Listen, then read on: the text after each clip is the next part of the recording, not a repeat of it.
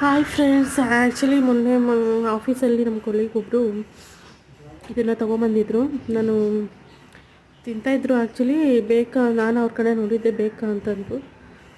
ಅವರು ಆ್ಯಕ್ಚುಲಿ ತಮಿಳ್ನಾಡವರು, ಅವ್ರ ತೋಟದಲ್ಲೇ ಬೆಳೆದಿದ್ದಂತೆ.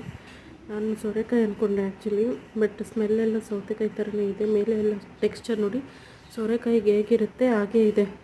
ಈವನ್ ಮುಟ್ಟಿ ನೋಡಿದ್ರೂ ಅಷ್ಟೇ, ಅಷ್ಟೇ ಒಂಥರ ಸೊರೆಕಾಯಿ ಹೆಂಗಿರುತ್ತೋ ಹಾಗೆ ಇದೆ. ಮುಳ್ಳು ಥರ ಇದೆ, ರಫ್ ಆಗಿದೆ ಸರ್ಫೇಸ್. ನಮ್ಮ ಮಾಮೂಲಿ ಸೌತೆಕಾಯಿ ಎಲ್ಲನೂ ಸಾಫ್ಟಾಗಿ ಸ್ಮೂತಾಗಿರುತ್ತೆ, ನೈಸಾಗಿರುತ್ತೆ ಮೇಲೆ ಸರ್ಫೇಸು. ಬಟ್ ಇದಕ್ಕೆ ಆ ಥರ ಎಲ್ಲ ಸ್ವಲ್ಪ ಮುಳ್ಳಾಗಿದೆ.